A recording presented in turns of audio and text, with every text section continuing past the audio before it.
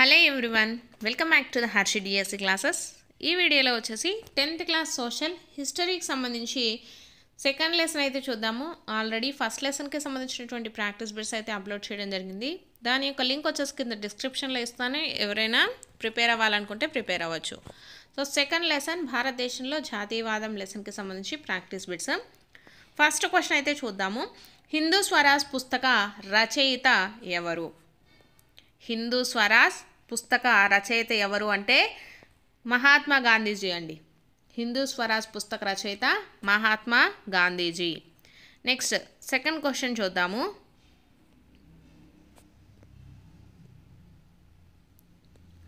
క్రింది వాటిలో గాంధీజీ సహాయ నిరాకరణ ఉద్యమాన్ని విరమించుకోవడానికి కారణం ఏమిటి అనేసి ఇచ్చారండి. సో ఎందుకు విరమించుకున్నారు అంటే చౌరీ చౌరా సంఘటనకు సంబంధించి గాంధీజీ సహాయ నిరాకరణ ఉద్యమాన్ని అయితే విరమించుకోవడం జరిగిందండి. సో ఆప్షన్ 4 వచ్చేసి right answer. Next question. Jawaharlal Nehru అధ్యక్షతన 1929 లాహోర్ కాంగ్రెస్ సమావేశం. సో ఇది మనకు 1929లో లాహోర్ కాంగ్రెస్ సమావేశం అయితే జరగడం జరిగింది. సో ఎవరి అధ్యక్షతన? జవహర్లాల్ నెహ్రూ. సో ఇది ఎందుకు జరిపారు అనేటటువంటి దానికోసం క్వశ్చన్ అండి ఇది. సో ఎందుకంటే పూమా స్వరాజ్ లేదా పూర్తి స్వాతంత్రం కోసము 1929లో లాహోర్లో కాంగ్రెస్ సమావేశం ఏర్పాటు చేశారండి. సో ఎవరి అధ్యక్షతన? జవహర్లాల్ నెహ్రూ. పూమా స్వరాజ్ లేదా పూర్తి స్వాతంత్రం కోసం అండి. Option B. Next question. భారత జాతీయ కాంగ్రెస్ పితామహుడు అని ఎవరిని పిలుస్తారు? భారత జాతీయ కాంగ్రెస్ పితామహుడు అండి ఎవరు అంటే అలెన్ యాక్టివియన్ హ్యూమ్. ఆప్షన్ సి అండి. Next question. సహాయ నిరాకరణ ఉద్యమానికి నాందిగా ఏ సంఘటనను భావిస్తారు? సో ఈ సహాయ నిరాకరణోద్యమాన్ని ఎందుకు ప్రారంభించారు? సో దేని కారణంగా ప్రారంభించారంటే జలియన్ వాలాబాగ్ ఊతకోత కారణంగా మనకు సహాయ నిరాకరణోద్యమం అనేది స్టార్ట్ అయిందండి. ఆప్షన్ వచ్చేసి ఏ అండి. Next question. హిందూ మహాసభను ఎవరు స్థాపించారు? హిందూ మహాసభ అండి. హిందూ మహాసభను ఎవరు స్థాపించారు? వినాయక్ దామోదర్ సావర్కర్ అండి. వినాయక్ దామోదర్ సావర్కర్ వచ్చేసి హిందూ మహాసభను స్థాపించారు. నెక్స్ట్ 7th బిట్ చూద్దాము. జాతీయవాద వార్తాపత్రిక కేసరి సంపాదకుడు ఎవరు అనేసి వచ్చారండి. జాతీయవాద వార్తాపత్రిక పేరు వచ్చేసి కేసరి. సో ఇటువంటి కేసరి అనేటటువంటి దాన్ని స్టార్ట్ చేసింది ఎవరు? బాలగంగాధర్ తిలక్ అండి. బాలగంగాధర్ తిలక్. Next question. శాసనోల్లంఘన ఉద్యమము ఎప్పుడు ప్రారంభమైనది? సో ఎప్పుడు ప్రారంభమైనది అంటే 1930 అండి. శాసనోల్లంఘన ఉద్యమము ఎప్పుడు ప్రారంభమైంది? 1930. Next question. Do or die అనే నినాదము ఏ ఉద్యమంతో ముడిపడి ఉంది? సో ఏ ఉద్యమం అండి? క్విట్ ఇండియా ఉద్యమం అండి. క్విట్ ఇండియా ఉద్యమంతో ముడిపడి ఉంది. ఏ నినాదము? డూ ఆర్ డై అనేది. నెక్స్ట్ 1929 లాహోర్ సమావేశంలో భారత జాతీయ కాంగ్రెస్ అధ్యక్షుడు ఎవరు అనేసి ఇచ్చారండి. సో ఎవరండి? జవహర్లాల్ నెహ్రూ అధ్యక్షుడండి. 1929 లాహోర్లో కాంగ్రెస్ సమావేశం, భారత జాతీయ కాంగ్రెస్ సమావేశం అయితే జరిగింది. సో దానికి అధ్యక్షత ఎవరు వహించారు? జవహర్లాల్ నెహ్రూ అండి. Next question. ఆంధ్రప్రదేశ్లోని గూడెం కొండలలో గిరిజన ఉద్యమానికి నాయకత్వం వహించింది ఎవరు? ఆంధ్రప్రదేశ్లోని గూడెం కొండలలోనండి గిరిజన ఉద్యమానికి నాయకత్వం వహించింది ఎవరంటే అల్లూరి సీతారామరాజు అండి. Next question. స్వరాజ్యం నా జన్మ హక్కు మరియు నేను దానిని సాధించి తీరుతాను అనే నినాదాన్ని ఇచ్చిన వారు ఎవరు అనేసి అడుగుతున్నారండి. స్వరాజ్యం నా జన్మ హక్కు మరియు నేను దానిని సాధించి తీరుతాను అని చెప్పింది ఎవరండి? బాలగంగాధర్ తిలక్ అండి. Balagangadhar Tilak. Next question,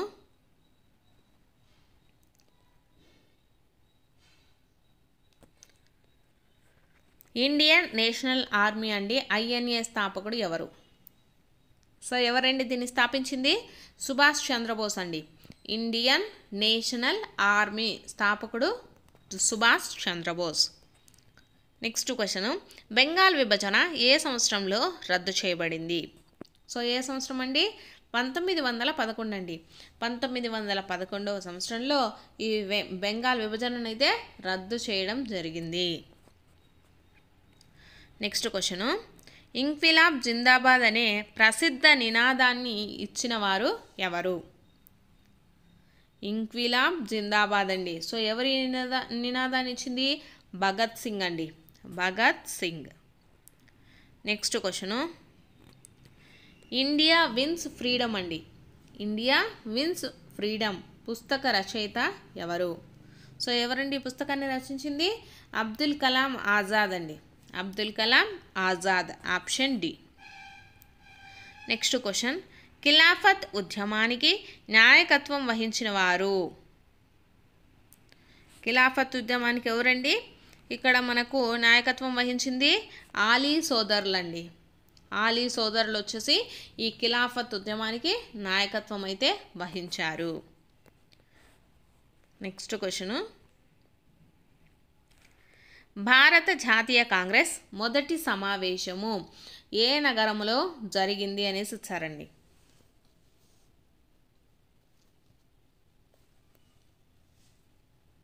so ఇది వచ్చేసి మనకు ముంబైలో జరిగిందండి. బాంబేలో జరిగింది. సో ఇప్పుడు ప్రజెంట్ ముంబై. భారత జాతీయ కాంగ్రెస్ మొదటి సమావేశం ఏ నగరంలో జరిగింది? ముంబైలో జరిగింది. నెక్స్ట్ క్వశ్చను, భారత జాతీయ కాంగ్రెస్ మొదటి అధ్యక్షుడు ఎవరు అనేసి ఇచ్చారండి. భారత జాతీయ కాంగ్రెస్ యొక్క మొదటి అధ్యక్షుడు వచ్చేసి WC బెనర్జీ అండి. WC బెనర్జీ. నెక్స్ట్ క్వశ్చను, శాసనోల్లంఘన ఉద్యమానికి నాంది పలికిన సంఘటన ఏది? శాసనోల్లంఘన ఉద్యమానికి వచ్చేసి నాంది పలికిన సంఘటన వచ్చేసి దండి మార్చ్ అండి. దండి మార్చ్ ఉద్యమం మనకు దండి మార్చ్ వల్ల మనకు శాసనోల్లంఘన ఉద్యమం అనేది జరిగింది. నెక్స్ట్ క్వశ్చను, బార్డోలీ సత్యాగ్రహ నాయకుడు ఎవరు? బార్డోలీ సత్యాగ్రహ నాయకుడు ఎవరు అంటే సర్దార్ పటేల్ అండి. Sardar Patel. Next question, Rowlatt చట్టము ఏ సంవత్సరంలో ఆమోదించబడింది? ఎప్పుడండి రౌలత్ చట్టము? 1919 అండి. రౌలత్ చట్టం వచ్చేసి ఏ సంవత్సరంలో ఆమోదించబడింది అంటే 1919వ సంవత్సరంలో. నెక్స్ట్ క్వశ్చను, బ్రిటిష్ ఇండియా చివరి వైస్రాయ్ ఎవరు? సో లార్డ్ మౌంట్ బాటన్ అండి. లార్డ్ మౌంట్ బాటన్ వచ్చేసి బ్రిటిష్ ఇండియాకి చివరి వైస్రాయ్. నెక్స్ట్ క్వశ్చను, గాంధీజీకి మహాత్మా అనే బిరుదును ఎవరు ఇచ్చారు? ఎవరండి ఇచ్చింది? రవీంద్రనాథ్ ఠాగూర్ అండి. రవీంద్రనాథ్ ఠాగూర్ వచ్చేసి గాంధీజీకి మహాత్మా అనేటటువంటి బిరుదునైతే ఇవ్వడం జరిగింది. సో ఆప్షన్ ఏ కరెక్ట్ అండి, రవీంద్రనాథ్ ఠాగూర్. నెక్స్ట్ క్వశ్చన్, బెంగాల్ విభజన సమయంలో భారత వైస్రాయ్ ఎవరు? బెంగాల్ విభజన అండి. బెంగాల్ విభజన సమయంలో భారత వైస్రాయ్ ఎవరండి? Lord Curzon. నెక్స్ట్ది, బెంగాల్ విభజన ఏ సంవత్సరంలో జరిగింది? సో బెంగాల్ విభజన వచ్చేసి మనకి ఏ సంవత్సరంలో జరిగిందండి? 1905వ సంవత్సరంలో బెంగాల్ విభజన అయితే జరిగింది. నెక్స్ట్ది, తమిళనాడులో ఉప్పు సత్యాగ్రహానికి నాయకత్వం వహించిన వారు ఎవరు అనేసి వచ్చారండి.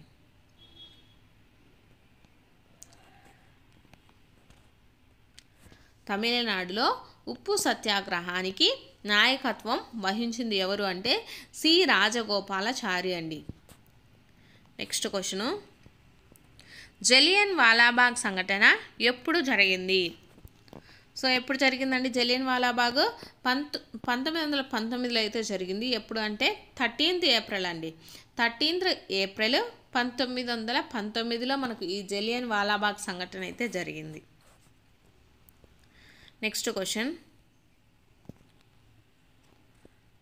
1921 సంవత్సరంలో జరిగిన కౌన్సిల్ ఎన్నికలను ఏ పార్టీ బహిష్కరించలేదు? సో ఏ పార్టీ బహిష్కరించలేదు అంటే జస్టిస్ పార్టీ అండి. జస్టిస్ పార్టీ వచ్చేసి 1921 సంవత్సరంలో జరిగిన కౌన్సిల్ ఎన్నికలను ఇది బహిష్కరించలేదు. నెక్స్ట్ క్వశ్చన్, ఔద్ కిసాన్ సభ ఏర్పాటు చేసింది ఎవరు అనేసి అడుగుతున్నారండి. ఔద్ కిసాన్ సభ వచ్చేసి ఎవరు ఏర్పాటు చేశారంటే నెహ్రూ మరియు బాబా రామచంద్ర అయితే ఏర్పాటు చేశారు. ఆప్షన్ సి అండి. ఔద్ కిసాన్ సభ నెహ్రూ మరియు బాబా రామచంద్ర. నెక్స్ట్ క్వశ్చను, బాబా రామచంద్ర అనే సన్యాసి క్రింది వాటిలో ఏ ఉద్యమానికి నాయకుడు? సో ఈ బాబా రామచంద్ర అనే సన్యాసి వచ్చేసి అవధ్ రైతు ఉద్యమం యొక్క నాయకుడు అండి. అవధ్ రైతు ఉద్యమం యొక్క నాయకుడు ఎవరు అంటే బాబా రామచంద్ర అండి, గుర్తుపెట్టుకోండి. నెక్స్ట్,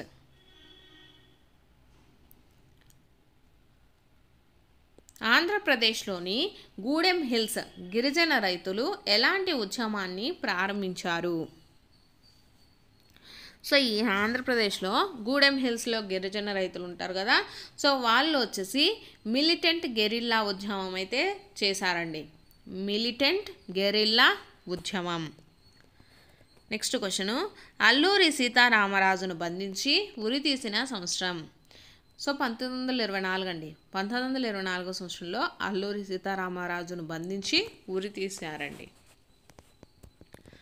నెక్స్ట్ క్వశ్చను, పూర్ణ స్వరాజ్ తీర్మానాన్ని ఏ కాంగ్రెస్ సమావేశంలో ఆమోదించారు?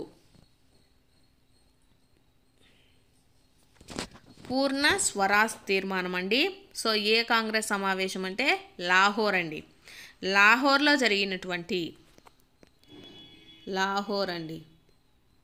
లాహోర్లో జరిగినటువంటి కాంగ్రెస్ సమావేశంలో ఈ పూర్ణ స్వరాజ్ తీర్మానాన్ని అయితే చేయడం జరిగింది. పూర్ణ స్వరాజ్ అంటే పూర్తి స్వాతంత్రం కోసము. నెక్స్ట్ క్వశ్చను, నెహ్రూ అధ్యక్షతన 1929 లాహోర్ కాంగ్రెస్ సమావేశము ఏ డిమాండ్ను అధికారికంగా ఆమోదించింది? సో ఏ డిమాండ్ అండి దీంట్లో ఎక్కువగా ఆమోదించింది? పూర్ణ స్వరాజ్ లేదా పూర్తి స్వాతంత్రం అనేటటువంటి డిమాండ్ను అధికారికంగా ఆమోదించడం జరిగింది. సో ఎప్పుడు మనకు లాహోర్లో వచ్చేసి కాంగ్రెస్ సమావేశం ఎప్పుడు జరిగింది? 1929లో జరిగిందండి. దానికి అధ్యక్షుడు వచ్చేసి నెహ్రూ. నెక్స్ట్ క్వశ్చను, పూర్ణ స్వరాజ్ను ఎవరు ప్రారంభించారు? ఈ పూర్ణ స్వరాజ్ పూర్తి స్వాతంత్రాన్ని ఎవరు ప్రారంభించారు అంటే జవహర్లాల్ నెహ్రూ అండి. Jawaharlal Nehru. Next question, salt March సమయంలో వైస్రాయ్ ఎవరు?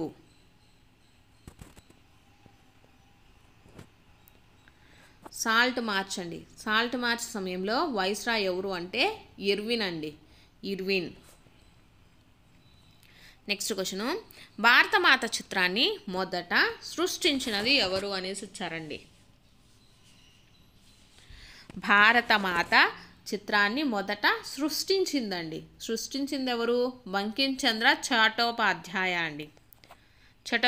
బంకించంద్ర చటోపాధ్యాయ వచ్చేసి భారతమాత చిత్రాన్ని అయితే మొదట సృష్టించడం జరిగింది. నెక్స్ట్, భారతమాత చిత్రాన్ని పెయింటింగ్ ద్వారా ఎవరు దృశ్యమానం చేసి చిత్రీకరించారు? సో ఎవరు అంటే అవనీంద్రనాథ్ ఠాగూర్ అండి. ఇందాక ఫస్ట్ ఊరికే జనరల్గా స్కెచ్ చేస్తున్నటువంటి వాళ్ళు ఎవరు అంటే మనకు ఎవరు అంటే బంకించంద్ర చటోపాధ్యాయ అండి. ఇక్కడ భారతమాత చిత్రాన్ని పెయింటింగ్ ద్వారా దృశ్యమానం చేసి చిత్రీకరించింది ఎవరు అంటే అవనీంద్ర ఠాగూర్. నెక్స్ట్ క్వశ్చను, అవనీంద్రనాథ్ ఠాగూర్ భారతమాత యొక్క ప్రసిద్ధ చిత్రాన్ని చిత్రీకరించడానికి ప్రేరేపించినది ఏమిటి అనేసి ఇచ్చారండి. సో భరతమాత చిత్రాన్ని కంపల్సరీగా చిత్రీకరించాలి అనేటటువంటి ఉద్దేశం ఎప్పుడు వచ్చిందంటే ఆయనకు బెంగాల్ విభజన సమయంలో వచ్చిందండి. Next question, the folklore of southern India అండి. The folklore of southern India ప్రచురింపబడింది అనేసి ఇచ్చారు. ప్రచురించబడింది, ఎవరు ప్రచురించారు? The folklore of southern India Natesa Sastri అండి, నటేశ శాస్త్రి. నెక్స్ట్ క్వశ్చను, ఈ క్రింది చట్టాలలో తోటల కార్మికులు అనుమతి లేకుండా తేయాకు తోటలను వదిలి వెళ్లకుండా నిరోధించినది ఏది అనేసి ఇచ్చారండి. సో ఏ చట్టం అంటే 1859లో లోతట్టు వలస చట్టం అండి. ఈ చట్టం వలన అంటే ఈ 1859 లోతట్టు వలస చట్టం వలన వచ్చేసి అక్కడ తోటలో పనిచేసేటటువంటి కార్మికులు వచ్చేసి మధ్యలో తోటలను వచ్చేసి వదిలి వెళ్లకుండా నిరోధించడం అయితే జరిగింది. నెక్స్ట్ క్వశ్చను, క్రింది వారిలో ముస్లిం లీగ్ నాయకుడు ఎవరు అనేసి ఇచ్చారండి. ముస్లిం లీగ్ నాయకుడు ఎవరంటే మహమ్మద్ అలీ జిన్నా అండి, మహమ్మద్ అలీ జిన్నా. నెక్స్ట్ క్వశ్చను, ప్రపంచవ్యాప్తంగా నెలకొన్న మాంద్యము భారత వ్యవసాయంపై చూపిన ప్రభావాన్ని ఈ క్రింది అంశాలలో ఏది వివరిస్తుంది అనేసి ఇచ్చారండి.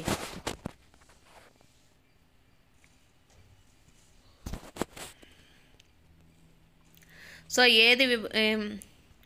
ఏది వివరిస్తుందంటే ఎగుమతులలో క్షీణత అండి, ఎగుమతులలో క్షీణత. నెక్స్ట్ క్వశ్చను, క్విట్ ఇండియా ఉద్యమ సమయంలో భారతదేశ వైస్రాయ్ ఎవరు? లార్డ్ లిన్ లిత్గో అండి. క్విట్ ఇండియా ఉద్యమ సమయంలో భారతదేశ వైస్రాయ్ ఎవరు అంటే Lord Linlithgow. Next question, Rowlatt చట్టం యొక్క ప్రధాన లక్ష్యం ఏమిటి? సో ఈ చట్టం యొక్క రౌలత్ చట్టం అయితే చేశారు కదా, సో ఇది మనకు ఎందుకు చేశారు అంటే రాజకీయ కార్యకలాపాలను అరికట్టడానికండి. రౌలత్ చట్టం యొక్క ప్రధాన లక్ష్యం ఏమిటి? రాజకీయ కార్యకలాపాలను అరికట్టడానికి. నెక్స్ట్ క్వశ్చను, క్రిప్స్ మిషన్ యొక్క ముఖ్య ఉద్దేశం.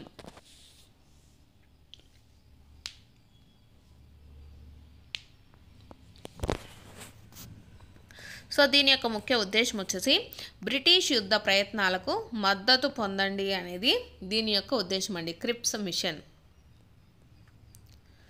నెక్స్ట్, క్విట్ ఇండియా ఉద్యమాన్ని ఇలా కూడా పిలుస్తారు. సో క్విట్ ఇండియా ఉద్యమాన్ని ఏమని పిలుస్తారండి? ఆగస్టు ఉద్యమం అనేసి కూడా పిలుస్తారు. నెక్స్ట్ క్వశ్చను, సో ఇవేనండి, ఇవి వచ్చేసి మనకు సెకండ్ లెసన్కి సంబంధించినటువంటి ప్రాక్టీస్ బిట్స్. మీకు కనుక వీడియో నచ్చితే తప్పకుండా లైక్ చేయండి, అలాగే సబ్స్క్రైబ్ కూడా చేసుకోండి.